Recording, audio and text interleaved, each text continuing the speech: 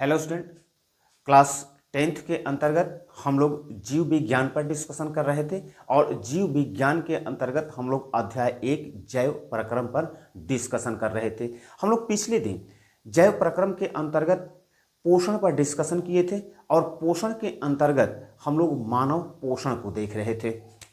मानव पोषण को देख रहे थे। आज हम लोग का टॉपिक होगा श्वसन। लेकिन मानव पोषण को हम लोग रिवीजन करते हुए चलते हैं। आप लोग को रिवीजन कर लेंगे तो इससे आप लोगों को जितने भी बहुविकल्पी के क्वेश्चन की बात करें, चाहे शॉर्ट क्वेश्चन की बात करें, चाहे लॉन्ग क्वेश्चन की बात करें, नो डाउट आपका सॉल्व हो ही जाएगा। क्योंकि इससे जो मानव पोषण है तो मानव आहार तंत्र से पूछता है क्वेश्चन कि मानव आहार तंत्र का नामांकित चित्र बनाइए। तो नामांकित चित्र यदि पूछता है तो आप इस प्रकार से चित्र बनाएंगे। अगर उसको एक्सप्लेन करने की बात करता है कि मानव का आहार तंत्र का नामांकित चित्र बनाते हुए उसका एक्सप्लेन करें या व्याख्या करें तो उसके लिए भी आपको आसान हो जाएगा। तो मानव में जो पाचन का कार्य प्रारंभ होता है वह मुख से प्रारंभ होता है, क्योंकि वह अंतर्ग्रहण मानव क्या है, एक परपोषी है और यह जो भोजन ग्रहण करता है तो वह मुख से भोजन ग्रहण करता है और मुख में हम जानते हैं कि लार ग्रंथियां पाई जाती हैं। मुख में क्या पाया जाता है तो लार ग्रंथियां पाई जाती हैं। ये लार ग्रंथियों से लार का स्राव होता है और वह भोजन को क्या कर देता है, चिकना कर देता है, लिजलिजा कर देता है, जिससे निगलने में क्या होती है, आसानी होता है। लेकिन लार में एक एंजाइम पाया जाता है जिसको हम लोग टाइलिन कहते हैं और टाइलिन कार्य क्या करता है तो टाइलिन स्टार्च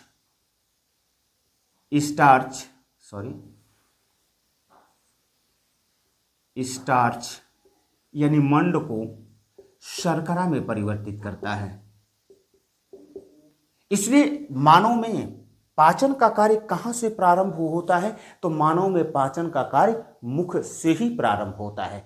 उसके बाद भोजन ये ग्रसनी में आता है और ग्रसनी में यहां पर श्वास नलिका होती है। तो श्वास हम लोग को, श्वसन हम लोग को पढ़ना है तो उसके अंतर्गत हम लोग आज ही देखेंगे। लेकिन यहां पर क्या होता है, एक कपाट होता है। आप कहेंगे कि दोनों का जो कॉमन पैसेज है यानी कि दोनों का रास्ता एक है, ग्रसनी में भोजन आ रहा है तो आखिर आहार नाल में क्यों नहीं जाता है। तो यहां पर एक कपाट होता है, यहां पर एक कपाट होता है जिसको हम लोग एपी ग्लैटिस कहते हैं। वह जो भोजन को हम लोग निगलते हैं तो यह क्या होता है, यह कपाट बंद हो जाता है जिसको हम लोग एपीग्लाइटिक्स के नाम से जानते हैं। उसके बाद भोजन ये आहार नाल से होते हुए, जिसको हम लोग क्या कहते हैं, आहार नाल कहते हैं, आहार नाल से होते हुए वह कहाँ आता है तो आमाशय में आता है। यहाँ पर क्या होता है तो यहाँ पर भी एक अवरोधनी होती है, कपाट होता है जिसको हम लोग कार्डिक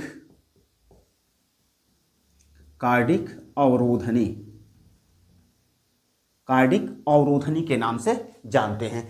यह कार्य क्या करता है कि जो भोजन आहार नाल से होते हुए आमाशय में आता है तो जब आमाशय में भोजन आ जाता है तो पुनः वह आहार नाल में जाने से रोकने का काम करता है। जैसे एपीग्लैटिक्स जो यह भी क्या है, यह उपास्थि से बना हुआ है। यानी हम लोग 9th क्लास में जो अस्थि और उपास्थि का अध्ययन किए थे तो यह जो एपीग्लैटिक्स होता है वो ढक्कन का कार्य करता है। आहार नाल को जब हम लोग भोजन निगलते हैं तो वह क्या कर देता है, आहार नाल को ढक लेता है, जिससे भोजन आहार नाल में प्रवेश नहीं करता है बल्कि श्वास नाल में प्रवेश नहीं करता है बल्कि कहाँ प्रवेश करता है, आहार नाल में प्रवेश करता है। उसके बाद आहार नाल से वह होते हुए आमाशय में आता है और आमाशय में जब भोजन आ जाता है तो कॉर्डिक अवरोधनी जो होती है एक कपाट होता है जिसके माध्यम से पुनः आमाशय से भोजन आहार नाल की तरफ नहीं जा सकता है। जैसे मान लीजिए कि हम भोजन करते हैं और भोजन करके उल्टा हो जाते हैं तो क्या होगा, भोजन क्या आहार नाल में चला जाएगा तो नहीं, क्यों नहीं जाएगा? तो यहाँ पर यानी कि आमाशय और आहार नाल के बीच में यह कार्डिक अवरोधनी होती है, वह भोजन को आमाशय से आहार नाल में जाने से रोकने का काम करती है। उसके बाद आमाशय में भोजन जब आता है तो आमाशय में भोजन आने के बाद यह आमाशय से गैस्ट्रिक जूस निकलता है, गैस्ट्रिक हार्मोन्स निकलता है, हार्मोन्स निकलता है। और यह गैस्ट्रिक हार्मोन्स क्या करता है? जो आमाशय में जठर ग्रंथियां होती हैं वह जठर ग्रंथियों को एक्टिवेट कर देता है, यानी सक्रिय कर देता है। जिससे क्या निकलता है? जिससे इस जठर ग्रंथि जब सक्रिय हो जाती है तो उससे जठर रस निकलता है, उससे जठर रस निकलता है। और इस जठर रस में 3 प्रकार के क्या पाए जाते हैं? एंजाइम पाए जाते हैं। 3 प्रकार के एंजाइम पाए जाते हैं। HCl यानी कि हाइड्रोक्लोरिक अम्ल, HCl, उसके बाद पेप्सिन तथा रेनिन। इसी से बहुविकल्पी के प्रश्न बनते हैं। यह HCl क्या करता है कि HCl का कार्य होता है कि जो भोजन के साथ में जो बैक्टीरिया और वायरस आ जाते हैं उसको पहला नंबर मारने का काम करता है। दूसरा क्या करता है कि जो भोजन क्षारीय रूप में हम लोग ग्रहण करते हैं उसे, उस भोजन को आमाशय में आने के बाद उसे हाइड्रोक्लोरिक अम्ल क्या करता है कि उसे अम्लीय में परिवर्तित कर देता है। उसके बाद पेप्सिन क्या करता है? तो पेप्सिन प्रोटीन को विखंडन करने का काम करता है, यानी कि अपनी भाषा में कहें तो पाचन करने का कार्य करता है। और रेनिन क्या कार्य करता है? तो रेनिन जो दूध होता है दूध को फाड़ देता है तथा दूध में पाए जाने वाले केसिन को अलग कर देता है, केसिन को अलग कर देता है। और इस तरह से भोजन 4 से 5 घंटे यानी आमाशय में रहने के बाद वह भोजन कहाँ आता है? तो ग्रसनी में आता है। ग्रसनी क्या है? यानी कि छोटी आंत जो क्षुद्रांत होती है, क्षुद्रांत जिसको हम लोग छोटी आंत के भी नाम से जानते हैं। तो छोटी आंत को 3 भागों में विभक्त किया गया है, ग्रहणी, मध्यांत तथा शोषांत। जब आमाशय में 3 से 4 घंटे के बाद भोजन जब छोटी आंत में प्रवेश करता है तो छोटी आंत के जो प्रारंभ में जो पार्ट्स होता है, नहीं ग्रहणी होता है, वह ग्रहणी में भोजन आता है। यहां पर भी एक अवरोधनी होती है, यहां पर भी यानी कि आमाशय तथा ग्रहणी के बीच में एक अवरोधनी होती है जिसको हम लोग पाइलोरिक अवरोधनी के नाम से जानते हैं, जिसे हम लोग पाइलोरिक अवरोधनी के नाम से जानते हैं। पाइलोरिक अवरोधनी यह भी क्या कार्य करता है? तो यह कार्य करता है कि जो आमाशय से जब क्षुद्रांत में भोजन प्रवेश करता है तो उस भोजन को पुनः आमाशय में जाने से रोकने का कार्य करता है। अब जब ग्रहणी में भोजन प्रवेश करता है तो यहां पर देखिए यकृत से स्रावित होने वाले पित्त जो पित्ताशय में जमा होता रहता है वह पित्त नलिका के द्वारा वह ग्रहणी में आकर के भोजन में मिल जाता है। अब यह पित्त क्या काम करता है? तो यह पाचन का काम नहीं करता है, बल्कि जो आमाशय में भोजन HCl के कारण यानी हाइड्रोक्लोरिक अम्ल के कारण जो अम्लीय हो गया था उसे पुनः क्षारीय करने का कार्य करता है। उसके बाद यह जो अग्नाशय है, अग्नाशय से निकलने वाले अग्नाशयी रस,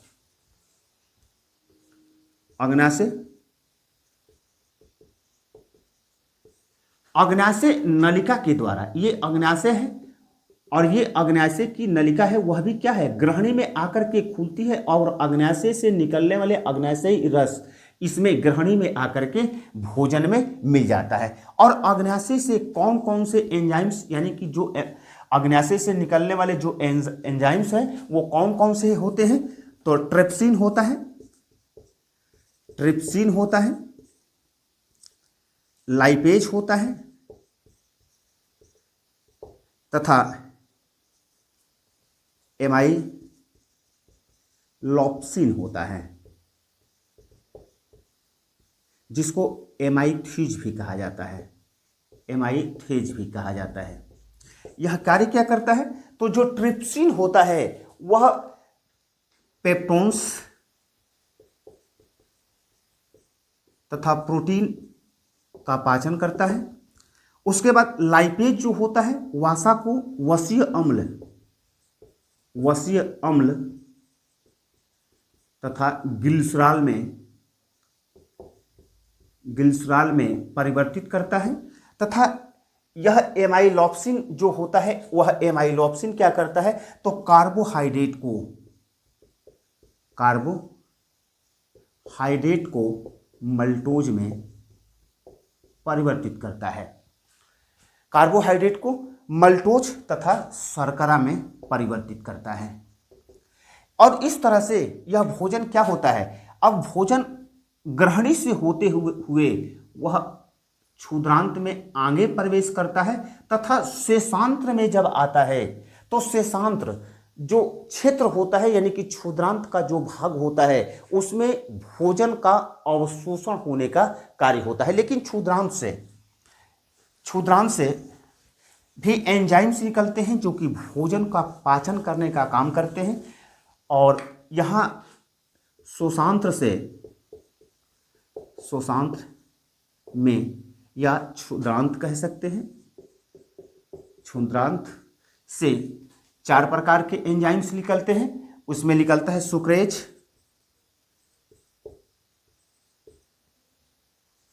मल्टेज,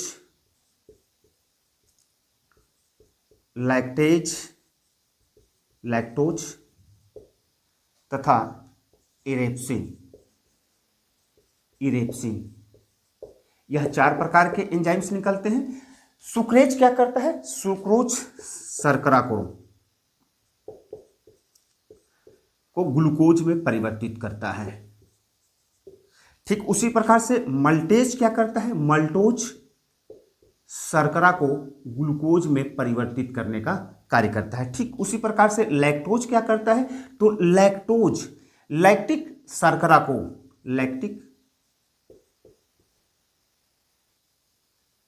शर्करा को ग्लूकोज में परिवर्तित करने का काम करता है। तथा इरेप्सिन क्या करता है कि जो प्रोटीन्स होते हैं उसको अमीनो अम्ल में परिवर्तन करने का कार्य करता है। तो इस प्रकार से यहाँ पर क्या होता है? न केवल भोजन का पूर्ण रूप से पाचन हो जाता है बल्कि यहाँ पर अब अवशोषण का भी कार्य होता है। जो शेषांत्र होता है, शेषांत्र में वह उंगली नुमा संरचना पाई जाती है। यानी कि अगर हम लोग पिछले दिन देख रहे थे, इसके अंतर्गत इस प्रकार की संरचनाएं पाई जाती हैं, जो क्या काम करती हैं कि इनको क्या कहा जाता है? रसांकुर कहा जाता है। यह क्या काम करती हैं? तो भोजन का जो पाचन हुआ है वह पचित भोजन के अवशोषण का कार्य करते हैं, अवशोषण का कार्य करता है। यहां पर ध्यान रखिए कि देखिए कार्बोहाइड्रेट, जितने भी कार्बोहाइड्रेट हैं, चाहे सुक्रोज की बात करें, चाहे मल्टोज की बात करें, चाहे लैक्टिक शर्करा की बात करें, सब परिवर्तित होकर के किस रूप में परिवर्तित हुआ है? ग्लूकोज के रूप में परिवर्तित हो चुका है। तथा प्रोटीन्स हैं वह अमीनो अम्ल के रूप में परिवर्तित हो चुका है। तथा जो वसा है वह वसीय अम्ल तथा ग्लिसरॉल के रूप में परिवर्तित हो चुका है। अब यह अवशोषित होने के बाद जो शेष अवशिष्ट भोजन है, वह अवशिष्ट भोजन कहाँ प्रवेश करता है? तो वह बड़ी आंत की ओर बढ़ता है। और बड़ी आंत में यह जो पार्ट्स है, यह जो इतना पार्ट्स है, इसको क्या कहते हैं? अंधनाल कहते हैं। यानी कि जो बड़ी आंत होती है वह बड़ी आंत भी 3 भाग में बटी हुई है: अंधनाल, बृहदांत तथा मलाशय। तो अब भोजन अंधनाल में प्रवेश करता है और अंधनाल में भी यहाँ पर बड़ी आंत, छोटी आंत से जो बड़ी आंत में जब भोजन प्रवेश करता है तो पुनः बड़ी आंत से छोटी आंत की तरफ न बढ़ पाए, इसके लिए वहाँ पर इलियोसिकल वाल्व होता है, इलियोसिकल वाल्व होता है। अब यह कार्य क्या करता है, यह भी अवरोधनी का कार्य करता है, जैसे कि एपिग्लैटिक्स कार्य करता है, जैसे कि कार्डिक अवरोधनी काम करता है, जैसे कि पाइलोरिक अवरोधनी कार्य करती है। उसी प्रकार से इलियोसिकल वाल्व काम करता है कि वह जब भोजन छोटी आंत से अंध नाल में प्रवेश करता है तो उसे पुनः अंध नाल से छोटी आंत की तरफ जाने से रोकने का काम करता है। यहाँ पर एक सामान्य भाषा में कहें तो यह परिशेषिका किताब के अंतर्गत लिखा गया है, लेकिन इसको कृमि रूप परिशेषिका कहा जाता है, इसी को अपेंडिक्स कहा जाता है। इसका मानव के शरीर में इसका कोई ज़रूरत नहीं है। यही कारण है कि कभी कभी क्या होता है, इसमें पेन होने लगता है, वो सूजन आ जाता है जिसके चलते पेन होता है और उसको काट करके निकालने की आवश्यकता पड़ती है। लेकिन जो जितने भी रोबंथी हैं, रोबंथी क्या कार्य करते हैं, वह सेलुलोज का पाचन करते हैं और यह उनके अंतर्गत यह सक्रिय अवस्था में होता है, यानी कि यह कार्य क्या करता है, तो सेलुलोज का पाचन करता है। हम लोग मानव सेलुलोज का पाचन नहीं कर सकता है, और क्योंकि उस प्रकार के एंजाइम्स नहीं पाए जाते हैं जो कि सेलुलोज का पाचन कर सके। लेकिन जो रोबंथी होते हैं, जुगाली करने वाले जो जानवर होते हैं, वह क्या होते हैं, सेलुलोज का पाचन करते हैं और उनके अंतर्गत यह कृमि रूप परिशेषिका जो कहा जाता है, जिसको हम लोग अपेंडिक्स के नाम से जानते हैं, वह सक्रिय होता है। उसके बाद भोजन कहाँ जाता है, तो वह बृहदांत में जाता है और बृहदांत से होते हुए वह भोजन मलाशय में आता है और मल द्वार के द्वारा यहाँ पर बाहर निकल आता है। यह है मानव में पोषण। तो इस प्रकार से पोषण होने के बाद अब प्रश्न उठता है कि जो अवशोषण का कार्य यहाँ पर हुआ, मानव की जो पाचन के अंतर्गत अवशोषण का जो कार्य हुआ और यह ग्लूकोज का अवशोषण हो गया, उसके बाद अमीनो अम्ल का भी अवशोषण हो गया, वसीय अम्ल तथा ग्लिसरॉल का भी अवशोषण हो गया और उस अवशोषित भोजन को कहां पर पहुंचाया गया, तो लसिका तथा रक्त के द्वारा उसे कोशिकाओं को पहुंचा दिया जाता है और कोशिकाओं में पहुंचने के बाद वह जब कोशिका द्रव्य से मिल जाता है तो वहां पर स्वांगीकरण की प्रक्रिया पूर्ण हो जाती है। यानी कोशिका से मिलने के बाद, जो कोशिका है ये सेल है और सेल में जब आकर के ये जो सारे पदार्थ रक्त के द्वारा चाहे लसिका के द्वारा यह कोशिका द्रव्य में जब प्रवेश करता है तो स्वांगीकरण, उसी को हम लोग स्वांगीकरण के नाम से जानते हैं। पिछले दिन हम बता रहे थे कि अवशोषण तथा स्वांगीकरण में क्या अंतर है। लेकिन अब प्रश्न उठता है कि जैव प्रक्रम के अंतर्गत, यानी कि हम लोगों के शरीर के अंतर्गत क्या चाहिए, तो विभिन्न प्रकार के जैव प्रक्रियाओं को संचालित करने के लिए ऊर्जा की आवश्यकता होता है तथा हमारी कोशिकाओं की मरम्मत के लिए, हमारी नई कोशिकाओं के निर्माण के लिए, उसके लिए हमें प्रोटीन्स की आवश्यकता है, अमीनो अम्ल की आवश्यकता है। तो वह कार्य अब कैसे होगा, क्योंकि भोजन तो पहुंच गया, अवशोषित भी हो गया, स्वांगीकरण भी हो गया, लेकिन यह ऊर्जा के रूप में कैसे परिवर्तित होगा, तो इसी को हम लोगों को आज के इस क्लास में जानना था कि यह ऊर्जा के रूप में कैसे परिवर्तित होगा। तो ऊर्जा के रूप में परिवर्तित होने के लिए क्या आवश्यक है,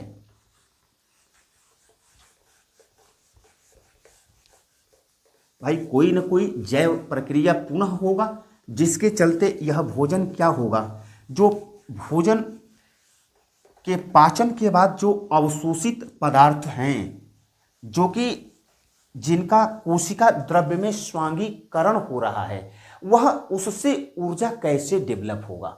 तो उसको हम लोग ऊर्जा कैसे डेवलप होगा, तो ऊर्जा डेवलप होने के लिए ऑक्सीकरण की क्रिया होना आवश्यक है।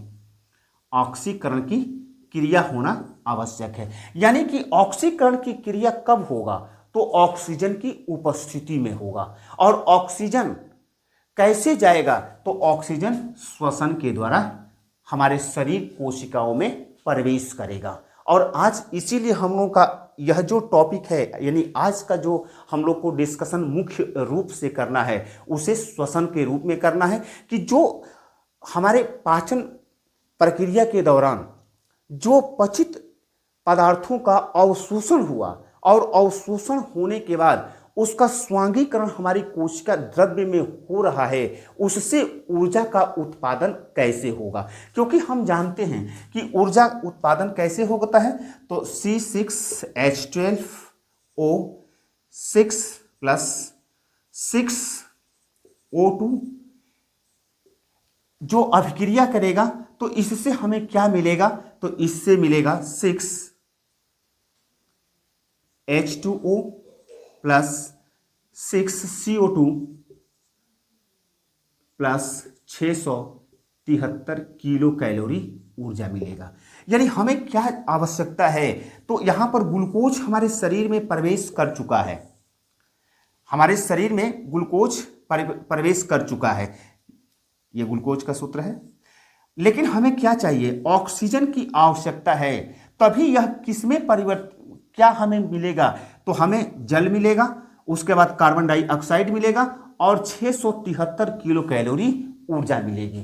तो इसके लिए जो ऑक्सीजन की आवश्यकता है, क्योंकि ऑक्सीजन की उपस्थिति में ही ऑक्सीडेशन की क्रिया होती है, जिसको हिंदी में ऑक्सीकरण कहा जाता है, और हमें यह श्वसन के द्वारा क्या मिलेगा, ऑक्सीजन मिलेगा। तो हम लोग को आज देखना है कि श्वसन क्या है, और हम लोग मुख्य रूप से श्वसन पर ही डिस्कशन करेंगे कि श्वसन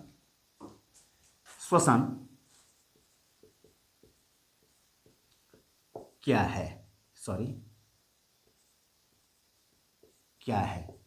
तो यहां पर एक बात जान लीजिए कि श्वसन तथा सांस लेना, हम लोग बार बार कहते हैं ना कि हम सांस लेने में दिक्कत हो रहा है या सांस हम लोग ले रहे हैं, तो श्वसन और सांस लेना दोनों डिफरेंट चीजें हैं। सांस लेने का अर्थ क्या है, हम गैसों का जब आदान प्रदान करते हैं, यानी कि हम प्रकृति से O2 यानी हवा को लेते हैं और CO2 को बाहर निकालते हैं। केवल श्वसन के अंतर्गत यही शामिल, सांस लेने के अंतर्गत यही है कि जब हम सांस के छोड़ते हैं, यानी कि निःश्वसन की क्रिया होती है, उसके दौरान हम लोग CO2 को बाहर निकालते हैं, तथा श्वसन की क्रिया के दौरान हम लोग O2 को यानी ऑक्सीजन को ग्रहण करते हैं, और इसी क्रिया को हम लोग सांस लेने के नाम से जानते हैं। लेकिन श्वसन डिफरेंट है, क्योंकि इसी को हम लोग ब्रीदिंग कहते हैं, यानी कि सांस लेना कहते हैं,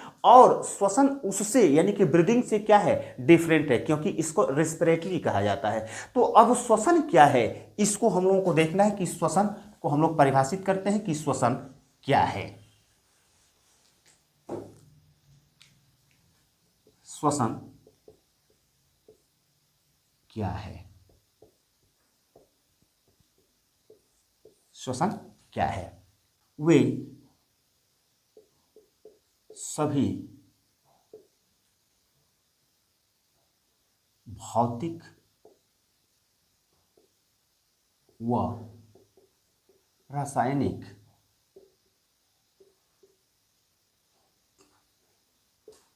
क्रियाएं जिससे वायुमंडलीय ऑक्सीजन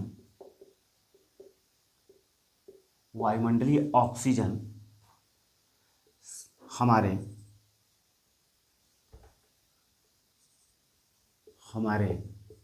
शरीर कोशिकाओं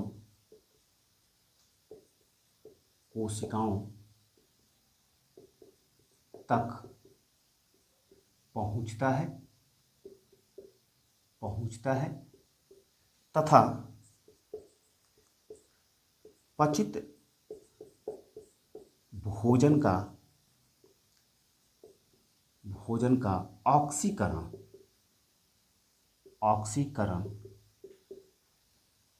होता है, जिसके परिणाम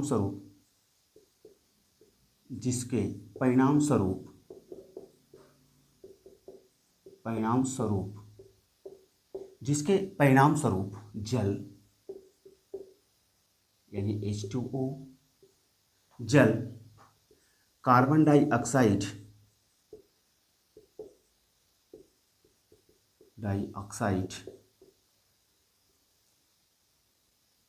ऑक्साइड CO2 तथा ऊर्जा मुक्त होता है तथा मुक्त कार्बन डाइऑक्साइड शरीर से बाहर निकाला जाता है,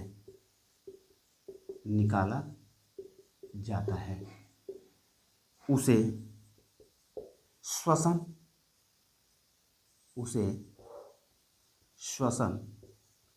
कहा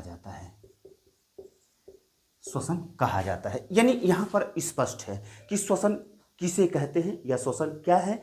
तो वे सभी भौतिक व रासायनिक क्रियाएं जिससे वायुमंडलीय ऑक्सीजन, यानी जो हवा में ऑक्सीजन है वह वायुमंडलीय ऑक्सीजन कहाँ पहुँचता है, तो हमारी शरीर कोशिकाओं तक पहुँचता है। और शरीर कोशिकाओं के अंतर्गत क्या होता है, जो पचित भोजन है वह पचित भोजन हमारे रक्त तथा लसिका के द्वारा हमारी कोशिकाओं में पहुंचाने का जो कार्य किया गया है, हम लोग इसको पाचन क्रिया जो पढ़ रहे थे तो देखे थे। तो जो पाचन क्रिया के दौरान जो रक्त तथा लसिका के दौरान जो पचित भोजन कोशिका में पहुंचा है उससे मिलकर के क्या कौन सी क्रिया होती है, तो ऑक्सीडेशन की क्रिया होती है, यानी कि ऑक्सीकरण की क्रिया होता है। और उस ऑक्सीकरण की क्रिया के परिणाम स्वरूप क्या उत्पन्न होता है, तो जल, कार्बन डाइऑक्साइड तथा ऊर्जा मुक्त होता है। लेकिन हम जानते हैं कि हमारे शरीर में कार्बन डाइऑक्साइड की कोई आवश्यकता नहीं है, यह हानिकारक गैस है, इसे क्या होना चाहिए, शरीर से बाहर निकलना चाहिए। और श्वसन की क्रिया के दौरान क्या होता है कि कार्बन डाइऑक्साइड वह हमारे शरीर से बाहर भी निकाला जाता है। और ये सभी क्रियाएं सम्मिलित रूप से क्या कहलाती हैं, ये सभी क्रियाएं श्वसन के नाम से जाना जाता है। तो यहाँ पर श्वसन क्लियर हो जाएगा आपका। अब हम लोग देखते हैं कि श्वसन एक अपचयी अभिक्रिया है, इससे बहुविकल्पी के प्रश्न बनते हैं, इस बात को ध्यान रखिएगा। श्वसन क्या है, तो एक अपचयी अभिक्रिया है, अपचयी अभिक्रिया है। श्वसन एक अपचयी अभिक्रिया है। तो हमारे यह जानिए कि हमारे शरीर में दो प्रकार की अभिक्रियाएं होती हैं, एक को उपचयी अभिक्रिया के नाम से जाना जाता है और दूसरे को हम लोग क्या जानते हैं, अपचयी अभिक्रिया के नाम से जानते हैं। यानी कि हमारे शरीर में दो प्रकार की क्रियाएं होती हैं, नंबर 1 उपचयी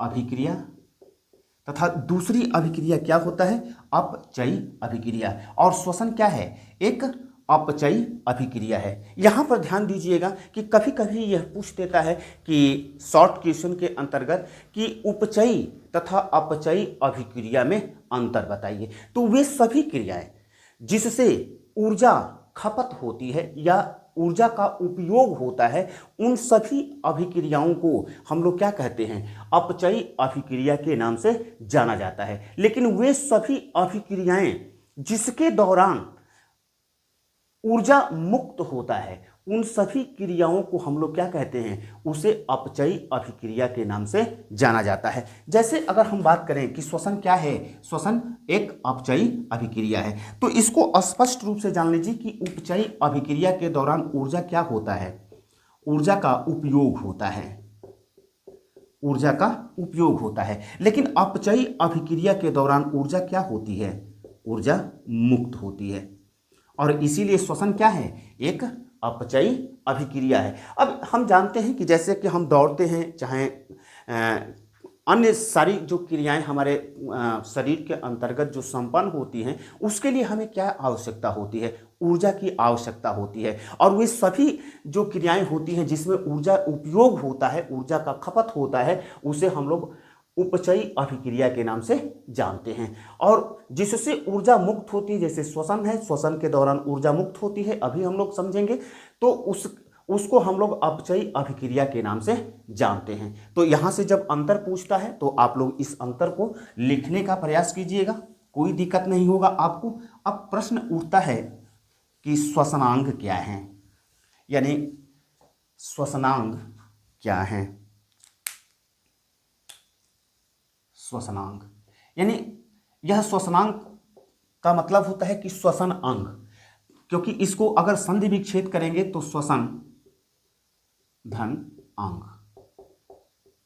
तो अब विभिन्न प्रकार के जो जीव हैं उनमें श्वसन अंग विभिन्न प्रकार के हैं। अगर हम बात करें तो हम लोग 9th क्लास के दौरान हम लोग जीवों का वर्गीकरण पढ़ रहे थे, और जीवों के वर्गीकरण के अंतर्गत तमाम तरह के हम लोग जीवों को पढ़े हैं, चाहे आर्थ्रोपोडा की बात करें, सिलेटेटा की बात करें, चाहे अन्य जो जीव हैं उनके विषय में हम लोगों ने पढ़ा, और वह कैसे श्वसन करते हैं उसको भी हम लोग देखे हुए हैं। लेकिन यहाँ पर 10th क्लास के अंतर्गत जो श्वसन के अंतर्गत जो श्वसनांग की बात हो रही है, तो कुछ श्वसन इंपॉर्टेंट है क्योंकि उससे बहुविकल्पी के प्रश्न बनते हैं। तो उसी दृष्टिकोण से हम लोग देखते हैं, जैसे अगर हम कहें कि केचुआ केचुआ कैसे श्वसन करता है, तो वह आर्द्र क्यूटिकल द्वारा करता है।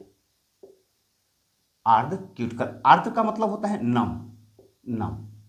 उसी प्रकार से अगर हम बात करें तो जो उभयचर जीव होते हैं, उभयचर जीव जो किससे श्वसन करते हैं, तो त्वचा के माध्यम से श्वसन करते हैं। जैसे मेढक, तो मेढक का श्वसनांग कौन सा होगा, तो उसका आर्द्र या नम त्वचा द्वारा। उसी प्रकार से जो जलीय जीव होते हैं, वह जलीय जीव कैसे श्वसन करते हैं, उनका कौन सा श्वसनांग पाया जाता है? जैसे मछली की बात करें तो मछली अपने क्लोम से श्वसन करती है। क्लोम, जिसको हम लोग क्या कहते हैं? गिल भी कहते हैं, गिल्स भी कहा जाता है। उसके बाद अगर हम चौथे की बात करें तो सरीसृप वर्ग, जितने भी सरीसृप वर्ग में रखे गए हैं, पंछी वर्ग, जितने भी पंछियां हैं, तथा जितने भी स्तनधारी हैं, उनमें विशेष अंग पाया जाता है जिसको फुफ्फुस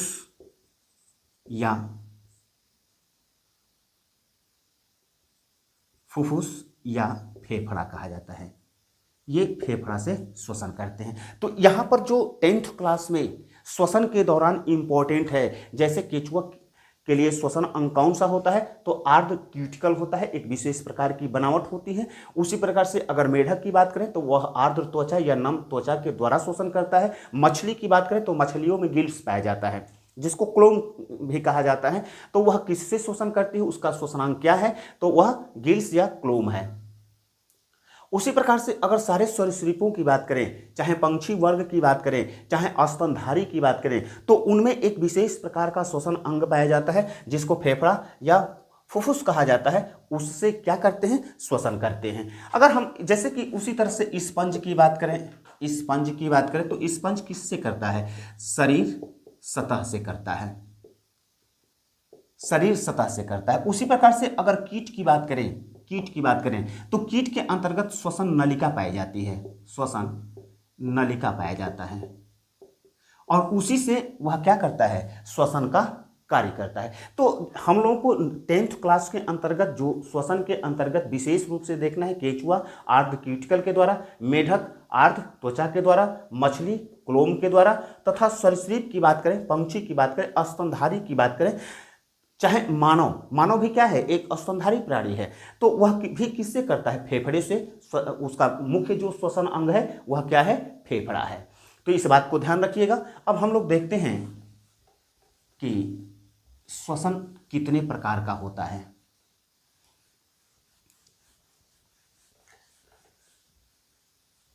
तो श्वसन 2 प्रकार का होता है। यहां पर लिखते हैं श्वसन का प्रकार। श्वसन दो प्रकार का होता है, पहले अवायवी श्वसन, दूसरा होता है वायवी श्वसन। वायवी श्वसन, यह जो श्वसन का वर्गीकरण किया गया है, यह श्वसन का वर्गीकरण ऑक्सीजन के उपयोग तथा अनुपयोग के आधार पर किया गया है। यानी ऑक्सीजन के उपयोग के आधार पर किया गया है। यानी ऑक्सीजन के उपयोग के आधार पर श्वसन को दो भागों में बांटा गया है। कौन कौन सा? तो अवायवी श्वसन तथा वायवी श्वसन। अब अवायवी श्वसन क्या है? तो जिस श्वसन में ऑक्सीजन की आवश्यकता न हो, यानी ऑक्सीजन की अनुपस्थिति में जो श्वसन क्रिया होती है उसे अवायवीय श्वसन कहते हैं। अ लगा हुआ है ना, अ माने नहीं, यानी कि यहाँ पर वहां पर ऑक्सीजन की आवश्यकता नहीं है। यानी कहने का अर्थ है अवायवी।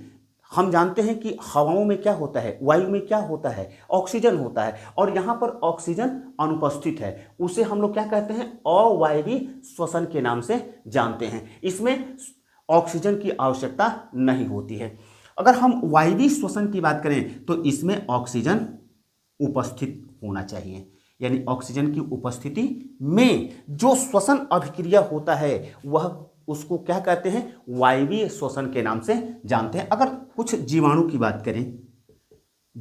बात करें, चाहे ईस्ट की बात करें, यह क्या करते हैं? अवायवीय श्वसन करते हैं। लेकिन जो मानवों में श्वसन होता है वह ऑक्सीजन की उपस्थिति में होता है, और इसके दौरान यानी कि अवायवीय श्वसन के दौरान क्या उत्पन्न होता है? उत्पाद क्या बनता है? तो एथिल एल्कोहल बनता है। एथिल एल्कोहल बनता है तथा CO2 का निर्माण होता है। जबकि जो वायवीय श्वसन होता है, वायवीय श्वसन के दौरान क्या उत्पाद बनता है? तो वायवीय श्वसन के दौरान कार्बन डाइऑक्साइड यानी जल, कार्बन डाइऑक्साइड तथा प्लस ऊर्जा मुक्त होती है। इसके दौरान यानी कि अवायवीय श्वसन के दौरान जो ऊर्जा मुक्त होता है वह 21 किलो कैलोरी ऊर्जा मुक्त होता है। लेकिन जो वायवीय श्वसन होता है वह वायवीय श्वसन के दौरान कितना किलो कैलोरी ऊर्जा मुक्त होता है? तो 673 किलो कैलोरी ऊर्जा मुक्त होता है। इस बात को ध्यान रखिएगा। यानी कि अवायवीय श्वसन क्या है? तो अवायवीय श्वसन उस श्वसन को कहा जाता है जिसमें ऑक्सीजन की आवश्यकता नहीं होती है। उस श्वसन को हम लोग अवायवीय श्वसन के नाम से जानते हैं। यह उदाहरण के रूप में अगर कहा जाए तो कुछ जीवाणु होते हैं, चाहे ईस्ट होता है, वह क्या करते हैं? अवायवीय श्वसन करते हैं। लेकिन उसके दौरान जो उत्पाद का निर्माण होता है वह कौन सा होगा? तो एथिल एल्कोहल तथा भारी मात्रा में कार्बन डाइऑक्साइड तथा ऊर्जा कितनी मुक्त होगी? तो 21 किलो कैलोरी ऊर्जा मुक्त होगी। लेकिन जो वायवीय श्वसन होता है, वायवीय श्वसन कौन सा श्वसन होता है? तो वे श्वसन जिसमें ऑक्सीजन की उपस्थिति अनिवार्य है, यानी ऑक्सीजन की उपस्थिति में जो श्वसन होता है उसे हम लोग वायवीय श्वसन के नाम से जानते हैं। इसके अंतर्गत जो श्वसन होता है तो इसके दौरान जल, कार्बन डाइऑक्साइड तथा ऊर्जा कितनी मुक्त होती है? तो 673 किलो कैलोरी ऊर्जा मुक्त होती है। तो यह श्वसन के प्रकार हैं। श्वसन दो प्रकार के होते हैं, वायवीय श्वसन तथा अवायवीय श्वसन। हम देखते हैं कि हम बहुत तेजी से दौड़ते हैं तो हमें ऑक्सीजन की आवश्यकता होती है, तो हम तेजी से सांस लेना प्रारंभ करते हैं क्योंकि हमें क्या आवश्यकता होगी? हमें भारी मात्रा में ऊर्जा की आवश्यकता है, क्योंकि हम क्या कर रहे हैं? तेजी से दौड़ रहे हैं, रन कर रहे हैं, तेजी से चल रहे हैं, तो हमें ऊर्जा की आवश्यकता होगी। और ऊर्जा कैसे उत्पादन होगा? तो ग्लूकोज, तो ऊर्जा का उत्पादन कैसे होगा? तो हम अभिक्रिया इसका क्या होता है, रिएक्शन क्या होता है, तो कल भी हम बता रहे थे। तो इसका 6C6H12O6 प्लस 6O2 ये अभिक्रिया होगा तो क्या उत्पन्न होगा? 6CO2 plus 6H2O plus 673 kilo calorie ऊर्जा मुक्त होगा।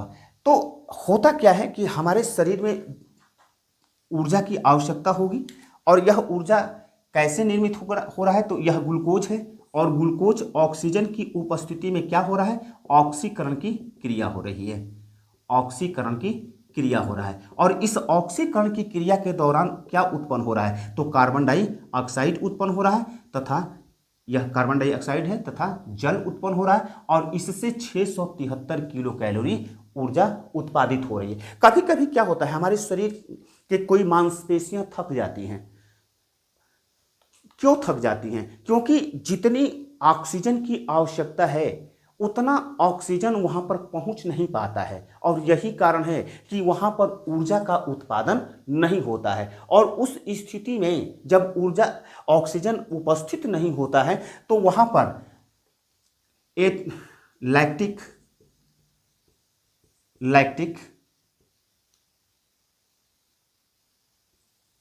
अम्ल का निर्माण होता है। यानी हमारी पेशीय ऊतक के अंतर्गत लैक्टिक अम्ल का जमाव होता है, जिसके कारण उस लैक्टिक अम्ल के जमाव के कारण हमारी पेशियां क्या हो जाती हैं, थक जाती हैं, काम करना बंद कर देती हैं। तो इस बात को ध्यान रखिएगा। अब हम श्वसन के प्रकार के बाद हम लोग देखते हैं कि श्वसन कैसे होता है। तो हम लोग पादप यानी कि जो स्वपोषी हैं, पादप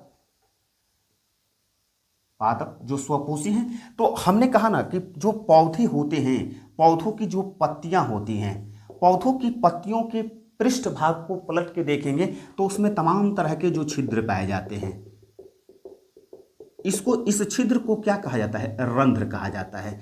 और इस आदान प्रदान यानी गैसों का आदान प्रदान, यानी CO2 प्लस O2 यानी कि कार्बन डाइऑक्साइड तथा ऑक्सीजन का आदान प्रदान इन्हीं रंध्रों के माध्यम से होता है। यानी कि पादप के अंतर्गत जो श्वसन होगा वह इसी अभिक्रिया के दौरान होगा। चूंकि रात्रि के समय जब पौधे प्रकाश संश्लेषण की क्रिया नहीं करते हैं तो वह क्या करते हैं, इन्हीं रंध्रों के माध्यम से कार्बन डाइऑक्साइड को बाहर निकालते हैं तथा ऑक्सीजन को ग्रहण करते हैं।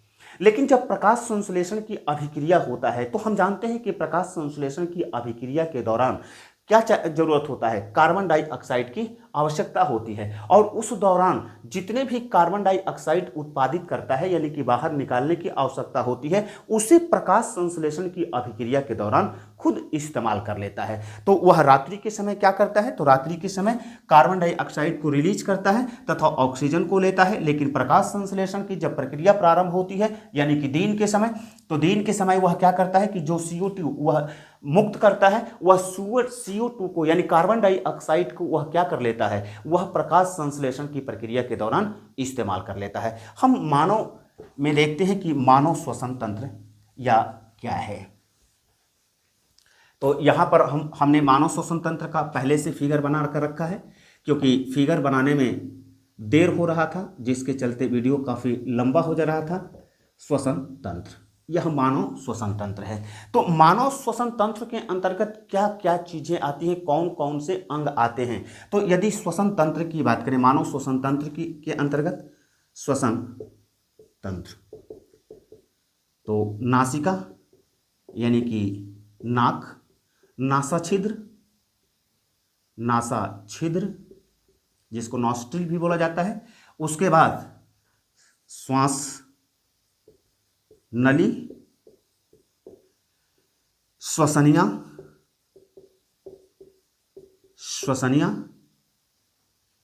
फुफ्फुस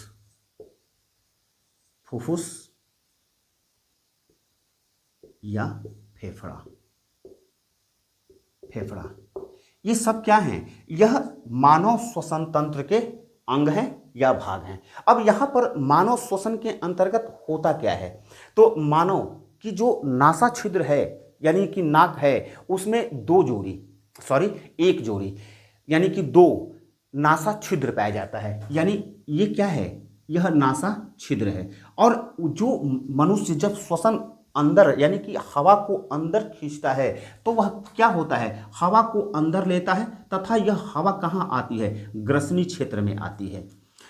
ध्यान रखिएगा कि पाचन, जब हम लोग मानव के अंतर्गत पोषण को पढ़ रहे थे उस दौरान भी ग्रसनी आया था।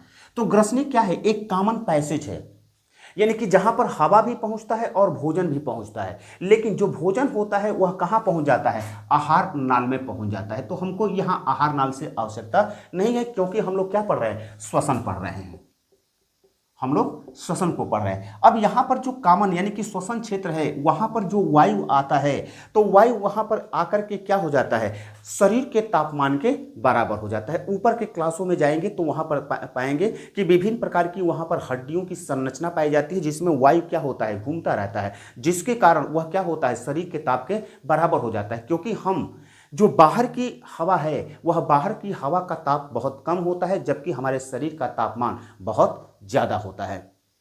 तो इसके कारण हम बहुत ठंडी हवा को नहीं ले सकते हैं, क्योंकि सर्दी के दिनों में जब हम ठंडी हवा को अंदर खींचते हैं तो हमें छींक आने लगता है, क्योंकि वह शरीर के ताप के बराबर नहीं होता है। तो वह क्या करता है, फेफड़ा को इन्फेक्टेड कर देता है। खैर वो बात कुछ, जो नासिका होती है यानी कि नासा छिद्र होता है, नासा छिद्र के अंतर्गत वहां पर ये स्वेद कलिका तथा तेल ग्रंथि स्वेद ग्रंथियां, उसमें स्वेद ग्रंथियां तथा तेल ग्रंथियां पाई जाती हैं, तेल ग्रंथियां पाई जाती हैं और उसमें बाल पाए जाते हैं। बाल क्या करता है, जो हवा के साथ धूल के कण आते हैं या कुछ हानिकारक जीवाणु आते हैं, उसको बाहर निकालने का यानी कि उसको बाहर करने का कार्य करता है, यानी कि कह सकते हैं कि हवा को फिल्टर करने का कार्य करता है। उसी प्रकार से श्वेत ग्रंथियां होती हैं जो कि जिससे तरल पदार्थ का स्राव होता है, उसी प्रकार से तेल ग्रंथियां होती हैं जो कि उससे भी तरल पदार्थ का स्राव होता है। और जितने भी वायु के साथ जो धूल के कण आए हुए हैं, चाहे बैक्टीरिया और वायरस आए हुए हैं, उनको क्या कर लेता है, चिपका देता है।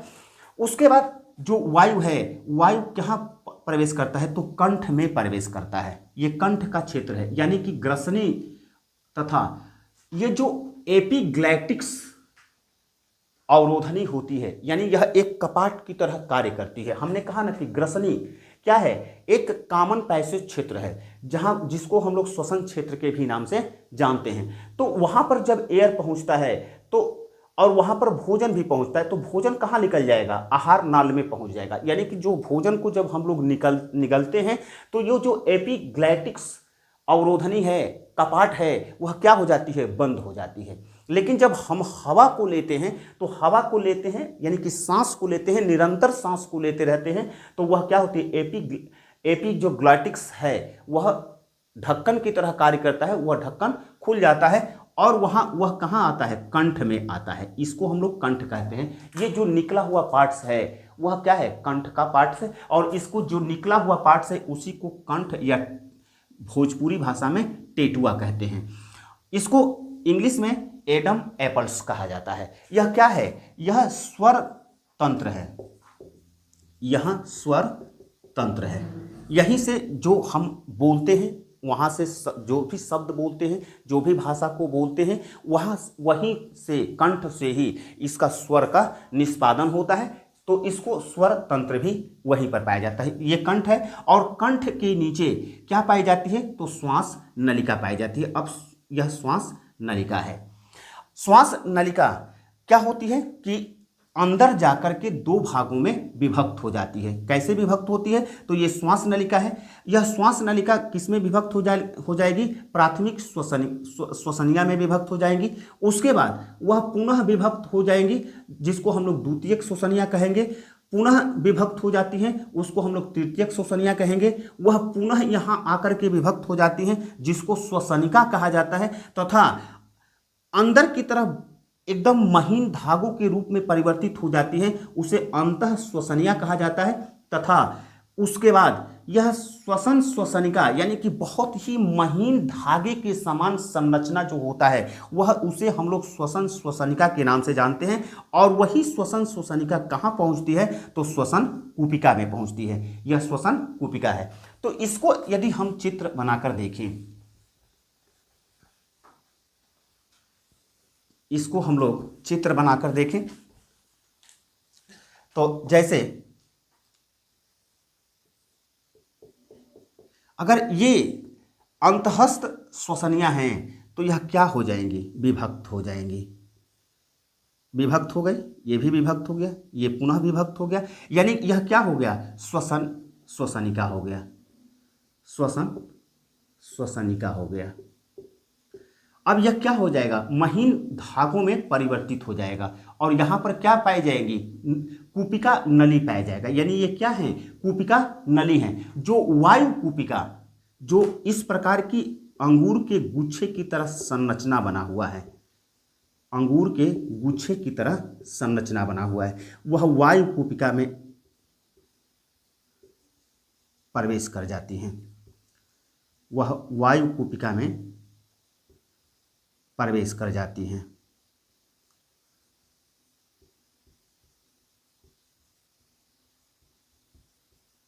यह जितने भी जो श्वसन के अंतर्गत जितनी भी संरचनाएं हैं, चाहे श्वसनी की बात करें, चाहे प्राथमिक श्वसनिया की बात करें, द्वितीयक श्वसनिया की बात करें, तृतीयक श्वसनिया की बात करें, चाहे श्वसनिका की बात करें, चाहे अंतःस्थ श्वसनिका की बात करें, चाहे श्वसन श्वसनिका की बात करें, चाहे कूपिका नली की बात करें, ये क्या होती हैं, यानी कि जो श्वास नली है जब विभक्त हो जाएगी, दो भागों में विभक्त हो जाएगी, तो वह प्राथमिक श्वसनिया पहली बार विभक्त होगी तो प्राथमिक श्वसनिया, दूसरी बार विभक्त होंगी तो द्वितीयक श्वसनिया, तीसरी बार विभक्त होंगी तो तृतीयक श्वसनिया, पुनः जब तृतीयक श्वसनिया पुनः विभक्त हो जाएंगी तो उसे हम लोग श्वसनिका के नाम से जानते हैं। और पुनः जो श्वसनिका विभक्त होकर के पतले धागे के रूप में बदल जाती हैं तो उसे अंतःस्थ श्वसनिका कहा जाता है। और अंतःस्थ श्वसनिका पुनः विभक्त हो जाती हैं, यानी एकदम महीन, जो दिखाई नहीं दे सकती हैं, इस फिगर में हम नहीं दिखा सकते हैं, श्वसन श्वसनिका में परिवर्तित हो जाती हैं। और श्वसन श्वसनिका कहाँ पहुँचते हैं, तो कूपिका नली के अंतर्गत, कूपिका नली के रूप में परिवर्तित होती है। और यही कूपिका नली कहाँ जाती है, तो वायु कूपिका में प्रवेश कर जाती है। और यह क्या है, यह वायु कूपिका है, यहां वायु कूपिका है। अब यहां वायु कूपिका वायु में जब हमारे पहुंचता है, फेफड़े में अंतर्गत पहुंचता है, तो यहां पर क्या है, यह अपने साथ ऑक्सीजन को लेकर के जाता है, ऑक्सीजन को लेकर के जाता है। और हमारा जो रक्त है यानी हृदय जब रक्त को क्या करता है, पंप करता है, तो पंप करने के बाद उस रक्त के अंतर्गत ऑक्सीजन नहीं होता है। ऑक्सीजन न होने के कारण क्या होता है, वह नीले रंग का होता है, नीले रंग का होता है। इस श्वसन जो वायु कूपिका है, वायु कूपिका के बाहर ये क्या होती हैं, वह रक्त धमनियां होती हैं, यानी रक्त की जो धमनियां होती हैं, शिराएं होती हैं, वह वायु कोशिका की तरफ लगी होती हैं। और ज्यों ही जब हम सांस को अंदर की तरफ खींचते हैं तो डायफ्राम क्या हो जाता है, फूल जाता है। और फूलने के कारण हवाएं क्या होती हैं, उस वायु कूपिका तक पहुंचती हैं। और वायु कूपिका के अंतर्गत पहुंचने के बाद जो वायु का ऑक्सीजन होता है उसका वायु कोशिकाएं क्या करती हैं, वायु कूपिका क्या कर लेती है, उसको अवशोषित कर लेती हैं। और अवशोषित करने के बाद विसरण होता है किसमें, तो यहाँ पर जो रक्त हैं, रक्त के द्वारा उसका अवशोषण होता है। और यह कैसे होता है, तो विसरण प्रक्रिया के दौरान होता है। और इस तरह से यह जो ऑक्सीजन है, जो वायुमंडलीय ऑक्सीजन है, वह किसमें मिल जाता है, रक्त के अंतर्गत शामिल हो जाता है, रक्त के अंतर्गत शामिल हो जाते हैं।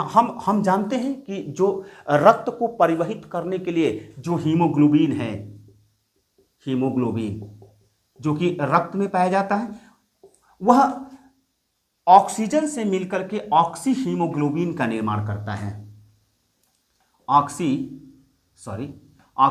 हीमोग्लोबिन का निर्माण करता है। तथा ऑक्सी यानी कि रक्त ही ऑक्सी हीमोग्लोबिन के रूप में ऑक्सीजन को कहाँ ले जाने का कार्य करता है, संपूर्ण कोशिकाओं में ले जाने का कार्य करता है। ये हमारे शरीर की कोशिकाएं हैं, संपूर्ण कोशिकाओं में ले जाने का कार्य करता है। अब वहां पर जाता है, यानी कि हमारे शरीर कोशिकाओं में फेफड़ा से जो ऑक्सीजन है वह रक्त यानी कि श्वसन जो हीमोग्लोबिन है वह क्या किया, वह हमारे जो कोशिकाओं तक लेकर के जाता है, तो हमारे यह कोशिका द्रव्य में आकर के शामिल हो जाता है। अब यहां पर इतना ध्यान रखिएगा, इसको हीमोग्लोबिन को श्वसन वर्णक कहा जाता है, श्वसन वर्णक कहा जाता है। और श्वसन वर्णक किसको कहते हैं, हीमोग्लोबिन को कहते हैं। यही हीमोग्लोबिन क्या करता है, ऑक्सीजन से मिलकर के ऑक्सी हीमोग्लोबिन का निर्माण करता है, और वही ऑक्सी हीमोग्लोबिन कहाँ आता है, हमारी कोशिकाओं तक आता है, और विसरण के माध्यम से, यानी कि विसरण के माध्यम से यह हमारी कोशिका द्रव्य में शामिल हो जाता है। अब यहां पर इतना याद रखिए, अब जब शामिल हो जाता है तो हमारे कोशिका के अंतर्गत दो प्रकार की क्रियाएं होती हैं। हमारी कोशिका के दौरान, कोशिका के अंतर्गत यानी कि जो हमारी कोशिका है उसको सपोज कीजिए कि ये कोशिका है, इसके अंतर्गत जो यह कोशिका द्रव्य है, इस कोशिका द्रव्य में जब ऑक्सीजन आकर यानी O2 आकर के मिल जाता है तो दो प्रकार की क्रियाएं होती हैं। हमारी कोशिका के अंतर्गत ग्लाइकोलाइसिस की क्रिया होती है तथा दूसरा क्रेब चक्र कहा जाता है। जो ग्लाइकोलाइसिस की क्रिया होती है वह कोशिका द्रव्य में संपन्न होती है। यहां पर संपन्न क्या होता है, तो जो ग्लूकोज, जो पचित भोजन है, पचित भोजन के द्वारा जो ग्लूकोज हमारे शरीर कोशिकाओं में पहुंचा हुआ है, कोशिका द्रव्य में पहुंचा हुआ है, वह ग्लूकोज क्या करता है, कोशिका द्रव्य में किसमें परिवर्तित हो जाता है, पाइरूवेट में, या इसी को पायरूबिक अम्ल कहा जाता है, में परिवर्तित हो जाता है। यह कहाँ क्रिया होती है, तो यह क्रिया कोशिका द्रव्य में संपन्न होता है, कोशिका द्रव्य में संपन्न होता है। यानी यहां पर ग्लूकोज का, यानी कि ग्लाइकोलाइसिस के अंतर्गत कौन सी क्रिया होती है, तो ग्लाइकोलाइसिस के दौरान जब ग्लूकोज हमारी कोशिका में पहुंचता है तो वह क्या हो जाता है, वह पाइरूबिक अम्ल में, या उसी को पाइरूवेट भी कहा जाता है, पाइरूबिक अम्ल में परिवर्तित हो जाता है। उसके बाद यहाँ पर अन्य कोई दूसरी क्रिया नहीं होती है, क्योंकि अन्य आगे की जो क्रिया होता है उसे ऑक्सीजन की उपस्थिति में होता है। अब वहाँ से जो पाइरूबिक अम्ल है वह कहाँ पहुँचता है, हमारी माइटोकांड्रिया में पहुँचता है। हम लोग माइटोकांड्रिया का अध्ययन किए थे, हमारी माइटोकांड्रिया के अंतर्गत यह पहुंचता है। और माइटोकांड्रिया के अंतर्गत हम लोग जानते हैं कि ये क्या होता है, क्रिस्टी होता है। इसको हम लोग क्या कहते हैं, क्रिस्टी कहते हैं। और क्रिस्टी के अंतर्गत कौन सा क्रिया होता है, तो ऑक्सीकरण की क्रिया होता है। यानी कि माइटोकांड्रिया में क्रेब चक्र का निर्माण कहाँ होगा, तो माइटोकांड्रिया में होगा। कैसे होगा और क्रेब चक्र क्या कहलाता है, इसको हम लोग देख लेते हैं। जब पाइरूबिक अम्ल हमारी माइटोकांड्रिया में पहुंचता है और माइटोकांड्रिया में ऑक्सीजन की उपस्थिति में ग्लूकोज जो पाइरूबिक अम्ल में परिवर्तित हुआ है वह ऑक्सीजन से रिएक्ट करके क्या करता है, वह ऊर्जा के रूप में परिवर्तित हो जाता है। और इसी क्रिया को हम लोग क्रेब चक्र के नाम से जानते हैं। इसके दौरान होता है क्या है कि क्रेब चक्र के दौरान जो माइटोकांड्रिया होती है तो पाइरूबिक अम्ल किससे, ऑक्सीजन से अभिक्रिया करके वह क्या करेगी, ऊर्जा को मुक्त करेगी। कितनी ऊर्जा को मुक्त करेगी, 673 किलो कैलोरी ऊर्जा मुक्त करेगी, क्योंकि यहाँ पर क्या है, ऑक्सीजन है। और यहाँ पर जो ऑक्सीजन है तो इसका मतलब है कि वायवीय श्वसन हो रहा है, क्योंकि हम लोग श्वसन को पढ़े हैं तो श्वसन को देख रहे थे कि श्वसन कितने प्रकार का होता है, तो श्वसन दो प्रकार का होता है, अवायवीय श्वसन तथा वायवीय श्वसन। तो यहाँ पर जो श्वसन हो रहा है वायवीय श्वसन हो रहा है। क्यों हो रहा है, क्योंकि यहाँ पर ऑक्सीजन उपस्थित है। तो यह क्रेब चक्र का निर्माण करता है और यहाँ पर जितने भी ऊर्जा मुक्त होता है उसका उसका 60% हमारे शरीर के ताप में इस्तेमाल हो जाता है, यानी कि शरीर को गर्म रखने, क्योंकि हमारा शरीर क्या है, निरंतर ठंडा नहीं हो सकता है, हमारा शरीर गर्म होता है। गर्म क्यों होता है? क्योंकि वह ऊर्जा को खपत करता है, ऊर्जा को लेता है, जिसके चलते वह जितनी भी ऊर्जा वहां से रिलीज होगी क्रेब चक्र के अंतर्गत, तो वह उसका 60% हमारा शरीर ताप के रूप में इस्तेमाल कर लेता है, जबकि 40% ऊर्जा क्या होती है, एटीपी के रूप में बदल जाती है। और इसी एटीपी को क्या कहा जाता है, ऊर्जा मुद्रा कहा जाता है। ऊर्जा मुद्रा कहा जाता है। जब हमारे शरीर में ऊर्जा की आवश्यकता होती है तो यही ऊर्जा मुद्रा क्या होती है, टूटती है, और टूट करके हमारे लिए ऊर्जा का निर्माण करती है। तो यह क्या है, यह क्रेब चक्र है तथा यह मानव में श्वसन है, मानव में श्वसन है। तो इस प्रकार से हम लोग देख रहे थे कि श्वसन क्या है तथा श्वसन कितने प्रकार का होता है। श्वसन 2 प्रकार के होते हैं। उसके अंतर्गत हम लोग देखें कि विभिन्न प्रकार के जो जीव होते हैं वह उनके श्वसनांग कौन कौन से हैं, तथा इसके अंतर्गत हम लोगों ने देखा कि पादप कैसे श्वसन करते हैं, यानी कि जो स्वपोषी हैं वह श्वसन कैसे करते हैं, तथा मानव श्वसन कैसे होता है। तो मानव श्वसन के विभिन्न अंग देखे, जैसे कि हम लोग नाक को देख रहे थे, नासा छिद्र को देख रहे थे, श्वसन क्षेत्र को देख रहे थे, उसी प्रकार से ग्रसनी को देख रहे थे, एपिग्लॉटिक्स जो कि अवरोधनी का काम करता है, ढक्कन का काम करता है।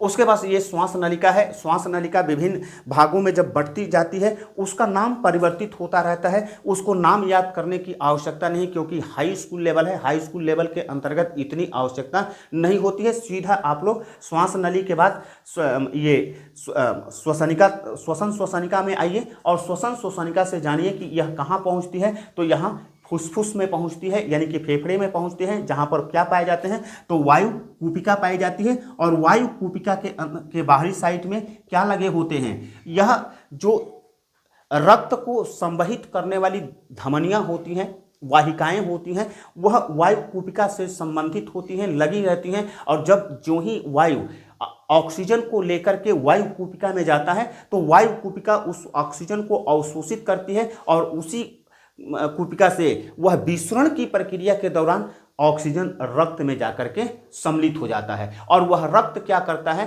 कि रक्त में श्वसन वर्णक हीमोग्लोबिन पाया जाता है, और वह श्वसन वर्णक हीमोग्लोबिन ऑक्सीजन को लेकर के कोशिकाओं तक पहुंचता है, जहां पर कोशिकाओं में विसरण की प्रक्रिया के दौरान वह कोशिका द्रव्य में ऑक्सीजन शामिल हो जाता है। और शामिल होने के बाद वहां पर क्या बनता है, क्रेब चक्र का निर्माण होता है, यानी कि माइटोकॉन्ड्रिया में पाइरुविक अम्ल ऑक्सीजन से क्या करता है, अभिक्रिया करता है, जिससे ऊर्जा रिलीज होता है। और ऊर्जा जो रिलीज होता है, कितना रिलीज होता है, तो 673 किलो कैलोरी ऊर्जा रिलीज होता है, जिसका 60% हमारे शरीर का ताप के रूप में इस्तेमाल हो जाता है और 40% एटीपी के रूप में संचित होता है। और उस एटीपी को ही हम लोग क्या कहते हैं, ऊर्जा सिक्का या ऊर्जा मुद्रा के नाम से जानते हैं। उसको एनर्जी करेंसी, इंग्लिश में एनर्जी करेंसी भी कहा जाता है। जब भी हमारे शरीर में ऊर्जा की आवश्यकता होती है, यह क्या होता रहता है, जो ऊर्जा मुद्रा है, ऊर्जा सिक्का है, चाहे एनर्जी करेंसी है, वह ऊर्जा के रूप में मुक्त होता रहता है। यही आपका मानव श्वसन तंत्र है। तो अगले हम लोग मिलते हैं तो उत्सर्जन तंत्र को देखते हैं, मानव उत्सर्जन तंत्र को, और उत्सर्जन क्या होता है, मानव उत्सर्जन तंत्र के विषय में अध्ययन करते हैं। Thank you.